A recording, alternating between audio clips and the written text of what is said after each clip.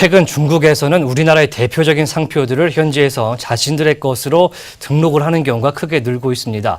우리나라 업체와는 전혀 관계가 없는데 겉으로 보기에는 마치 우리나라 업체가 중국에 진출한 것처럼 보이기도 하죠. 우리 업체들의 손해가 그래서 이만저만이 아닙니다.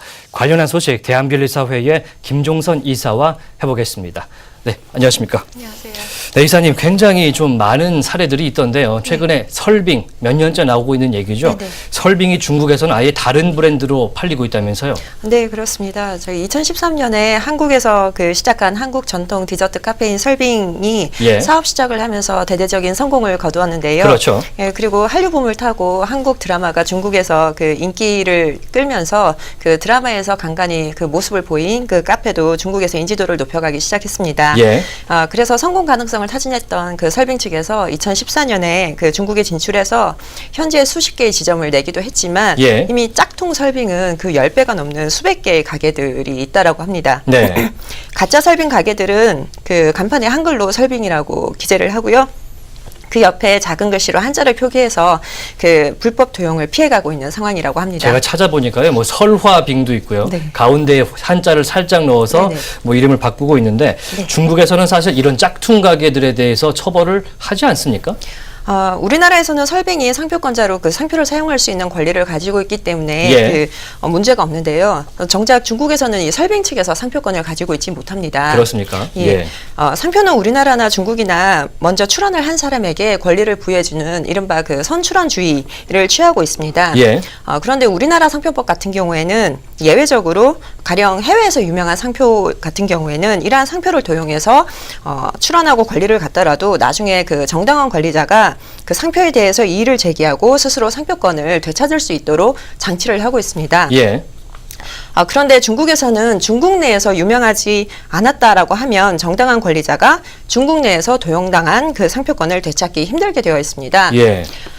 선출원주의를 기계적으로 적용하고 있기 때문인데요. 예. 네, 설빙이라는 브랜드가 중국 내에서 유명해지기 전에 한국에서의 인기를 먼저 눈여겨보고 예. 이를 선점해버린 상표 브로커들 때문에 진짜 설빙의 관리자가 중국 내에서 상표권을 갖게 되지 못한 것입니다. 그렇군요.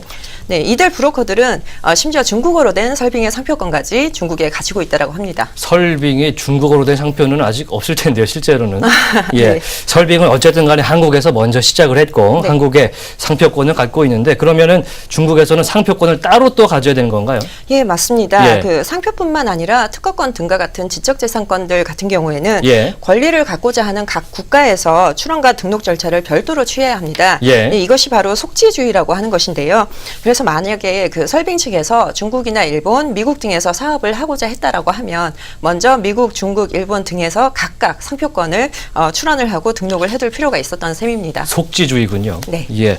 그러면은 중국의 소위 짝퉁 매장, 짝퉁 가게와 진짜 설빙 측에서 오픈한 매장, 지금 사진으로 화면으로 나올 텐데요. 좀 네. 구분이 좀 많이 안 되더라고요. 네, 그렇습니다. 예. 이제 진짜 설빙 매장 같은 경우에는 우리나라에서 유명한 연예인인 임시완 씨를 모델로 기용을 해서 임시완 예. 씨의 사진을 사용을 해서 진짜 설빙 매장인 것으로 표시를 하고 있는 상황입니다. 임시완 씨가 나오면 진짜 설빙 매장이다. 네, 예, 그렇죠. 그렇군요.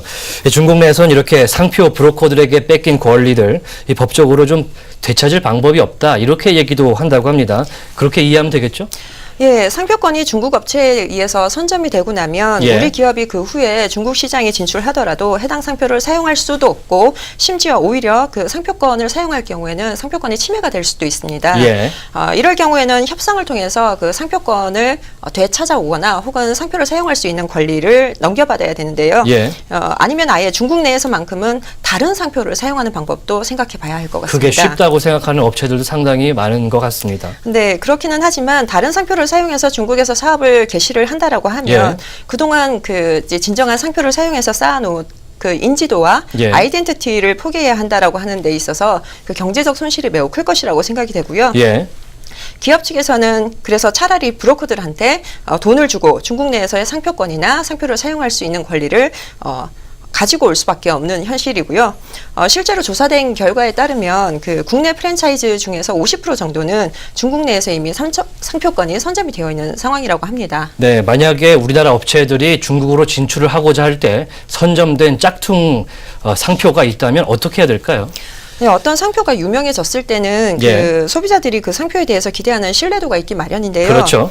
그 유명 브랜드 제품은 고장이 나지 않을 것이다. 혹은 유명 브랜드의 식당은 어떤 식당 관리가 아주 잘 되어 있을 것이다. 예. 이런 신뢰도인데요. 그런 모방 상표로 인해서 진짜인지 짝퉁인지 소비자들이 구분도 제대로 못하는 상황에서 어떤 불특정 소비자들이 유명 브랜드를 신뢰해서 그 짝퉁 가게를 방문했다가 품질 있는 서비스가 엉망인 그런 경험을 하게 된다라고 하면 예. 그 진짜 상표를 사용하고 있는 가게에도 영향이 매우 크게 미칠 것이라고 생각이 됩니다. 예.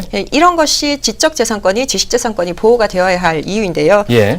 이렇게 신뢰도가 상실이 되면 회복하기가 굉장히 힘들기 때문에 예. 단순히 산술적으로 계산하기도 힘듭니다. 그래서 유명 브랜드를 만들기 위해서 노력해온 그 어떤 노력들이 한순간에 무너지고 마는 것인데요. 네. 그래서 사전에 지식재산권을 확보를 해두는 것이 매우 중요한 것입니다. 네, 중국으로 사업을 좀 진출을 하려면 네. 이 상표 출원이 굉장히 중요하겠네요. 네, 그렇습니다. 예, 다음 시간에는 해외 진출을 할 때 상표권을 보호할 수 있는 방법에 대해서 함께 이야기 나눠보도록 하겠습니다. 네, 지금까지 대한변리사회의 김종선 이사와 함께했습니다.